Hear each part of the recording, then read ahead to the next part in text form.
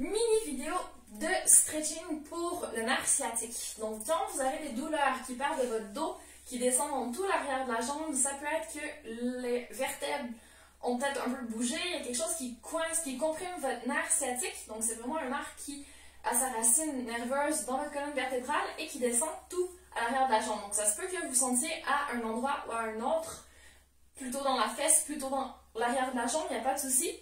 C'est probablement le nerf sciatique. Donc, si c'est votre cas, on ne va pas faire du pilate, on va essayer de vraiment inflammer le moins possible. Vous allez descendre sur le sol pour venir faire quelques stretching avec moi. Donc, le premier que je vais vous montrer, vous allez le faire en position allongée. Donc, allez-y vraiment doucement.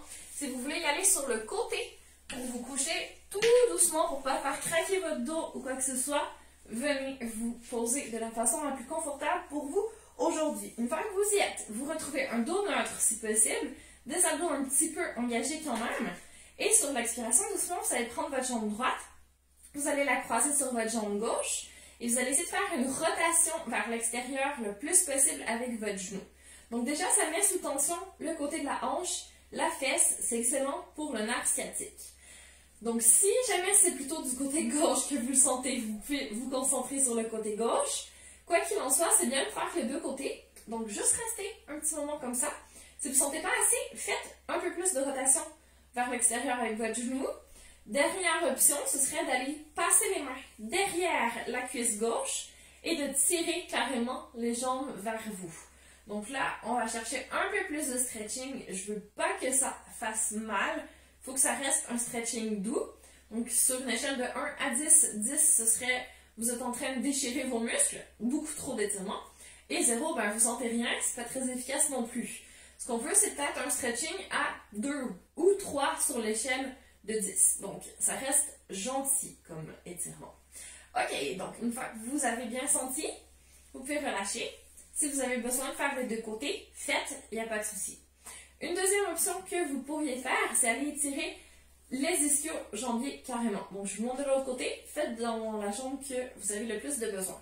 Donc, vous êtes toujours neutre au niveau du dos. Quand vous allez allonger carrément votre jambe vers le plafond, ça va plaquer un petit peu plus au niveau du dos et c'est parfait comme ça. Allez chercher votre jambe où vous pouvez. Si c'est au niveau du mollet, du genou ou de la cuisse, c'est peu important. Tout ce que vous voulez, c'est juste monter le talon vers le plafond, faire un petit mouvement de pied flex vers vous et aller chercher un stretching derrière la jambe. Respirez ici. Pour profiter pour bouger un peu les épaules, la nuque, pour respirer, pour faire le plein d'oxygène. Et vous donnez quelques secondes. Si vous avez le temps, encore mieux si vous faites l'autre côté.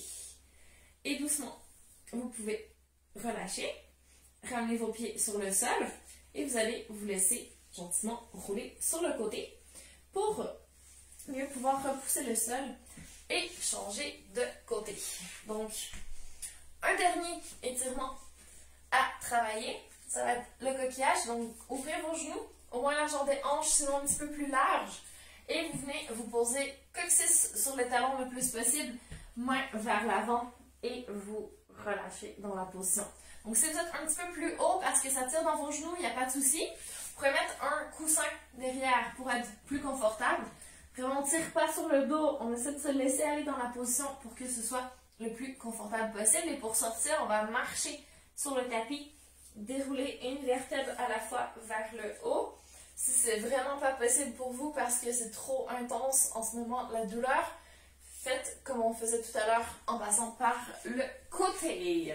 Voilà, voilà. Quand vous vous remettez debout, vous y allez vraiment avec appui. Faites attention pour ne pas tirer.